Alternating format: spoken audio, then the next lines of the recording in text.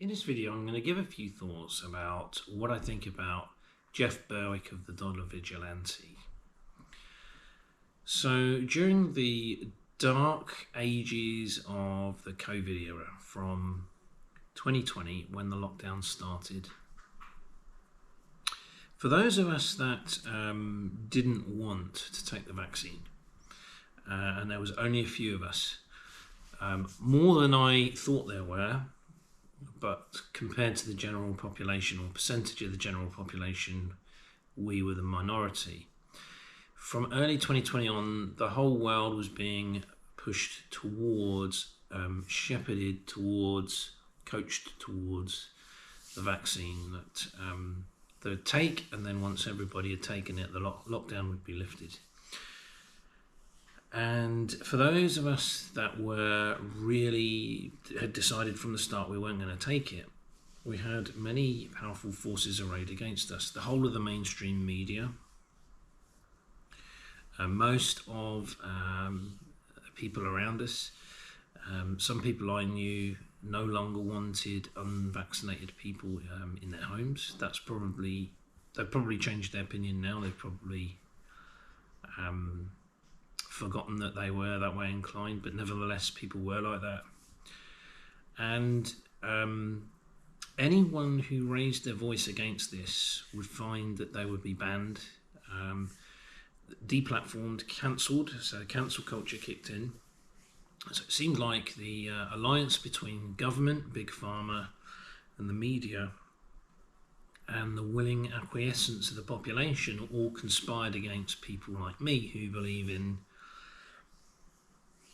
natural methods of healing and are completely against any kind of vaccine.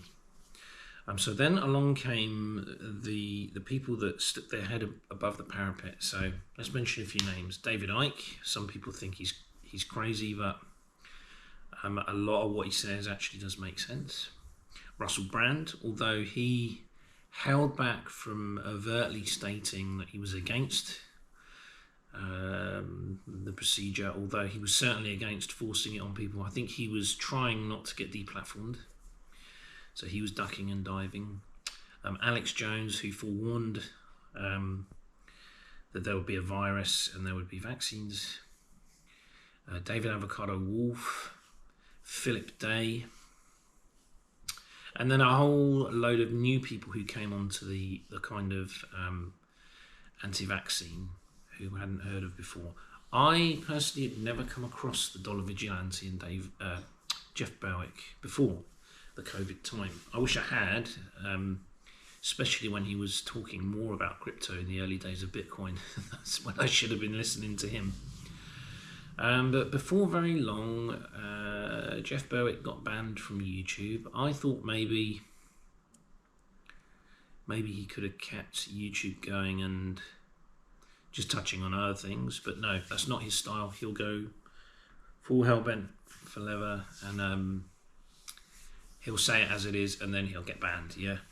So David Icke the same, Alex Jones the same.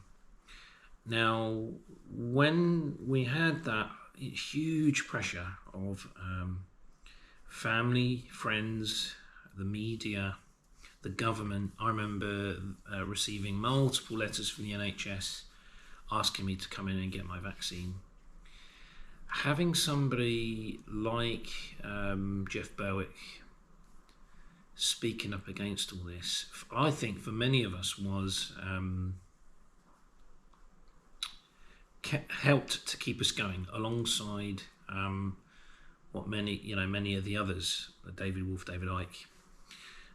The thing with Jeff Berwick, he's clearly brilliant at what he does, his walk and talk videos.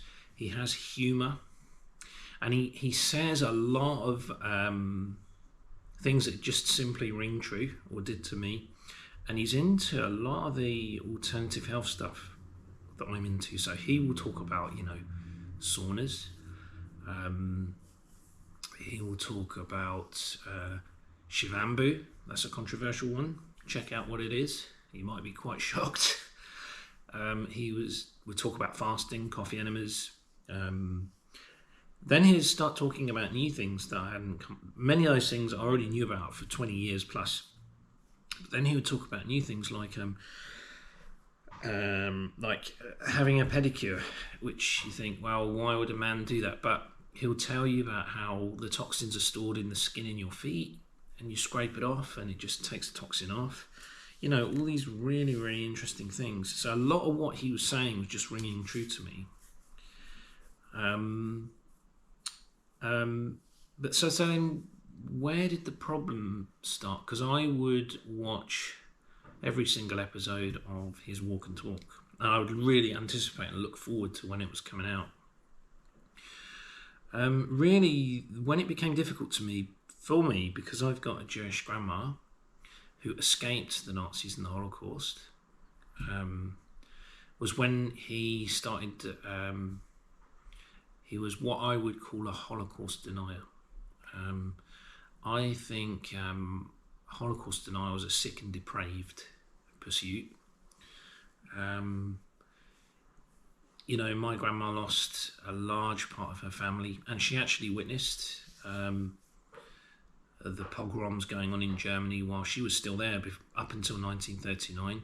She tells a story of a dentist who was chased naked by the SA or the SS through the town. Somebody else was, I think that dentist was bundled up in a sack with bricks and thrown in the river.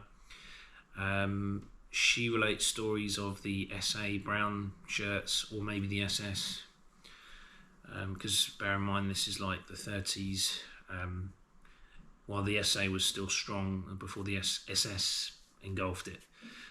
Stories of them playing football with a newborn Jewish baby, and a man being held by his legs over a bonfire.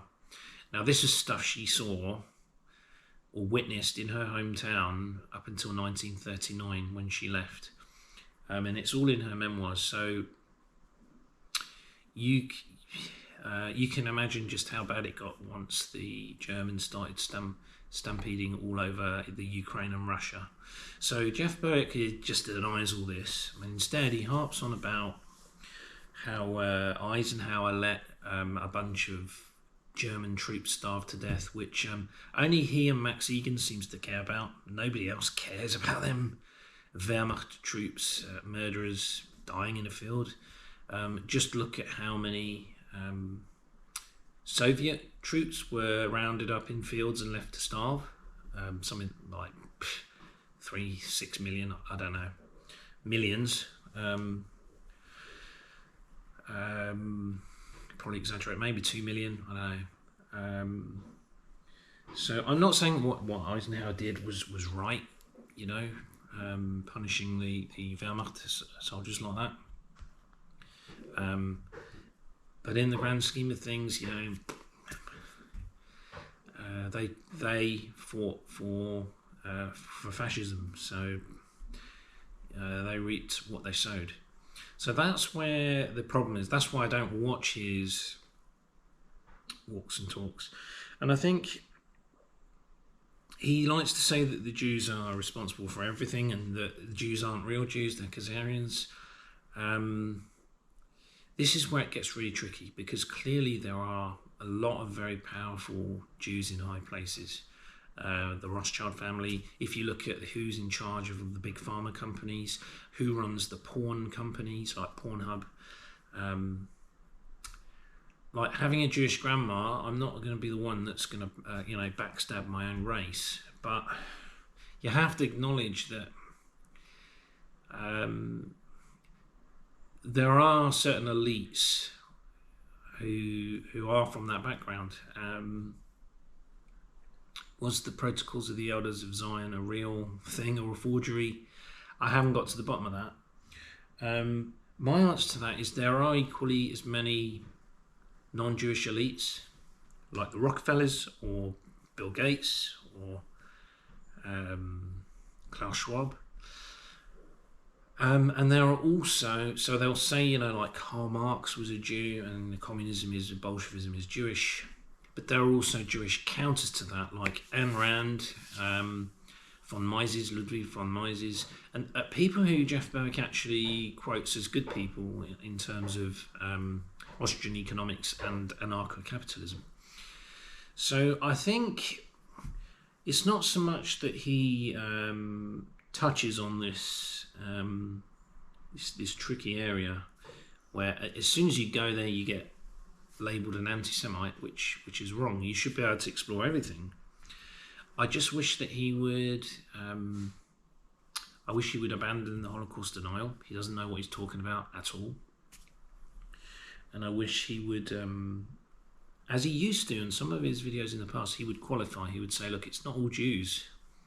I'm calling out the elite, the ones that are, maybe out to enslave people, not the common poor Jewish family who lived in the Jewish enclave in Russia, who was constantly being subjected to pogroms, who was just a simple carpenter in a village, who ended up in the end getting destroyed in the Holocaust. Those people aren't guilty for anything. So I think he's a guy who couldn't care less. I think he would have more people following him and respecting him if he was. The word I think I'm after is kindness. I think that's what he lacks. And he does reveal in his videos that he was messed up in his childhood. His dad never hugs him, and so that's the thing. The same with Hitler, beaten by his dad, so he decides to vent his hatred against the whole entire nation of people. I don't actually think that Jeff Berwick is a Nazi, that he actually hates the Jewish race and all Jewish people. He can't possibly, because there's too many good people that are for the cause from that background. But I just wish he would make it a bit clearer each time he goes down that route. Because if you do have Jewish heritage, it's difficult not to get hurt by it. In some ways, I respect him. He's just going to say it anyway. He doesn't care if he loses people. I was a Dollar Vigilante subscriber, and as soon as he started spouting this rubbish, I cancelled my subscription. I'll be honest. I might have still been subscribed, He doesn't care, but that's fine. In some ways, you got to respect people who will carry on with what they want to say, regardless of the consequences. I just don't think it's smart. I don't think it's kind. That's the word. To promote love, peace, and tolerance for all people, all races of people. Rather than just get it's almost like he's trying to curry favour with the neo-Nazi bunch, try and get some of them into his club. Why would you do that? I mean, why would you say that Hitler was brilliant when you purport to be anarcho-capitalist for freedom? We're talking about the guy who got rid of freedom of the press, got rid of the trade unions, forced all the young boys to enroll in the Hitler Youth and the young girls, forced everybody into the army, invaded all countries around him.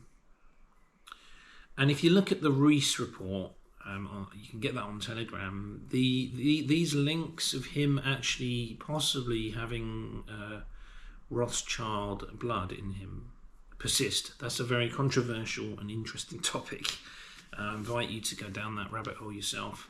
Certainly Hitler had close Jewish friends. Milch, the commander, the air marshal of the Luftwaffe, his chauffeur Emil Morris. Just look into it. Read the book, Hitler's Jewish Soldiers. I'm not saying he liked Jews, but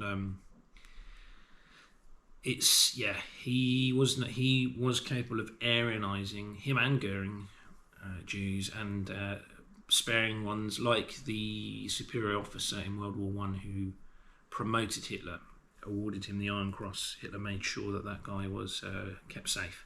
He also let the Baron Rothschild from Austria escape. That's another fascinating story.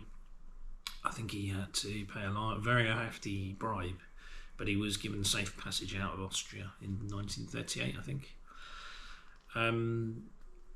So yeah, that's the thing that undoes it for me. I do occasionally watch his videos. I do like his style. He does make me laugh a lot. I do think he was right about Bitcoin and Ethereum in the early days. I do think he was wrong about Pirate Chain and made a big mistake there.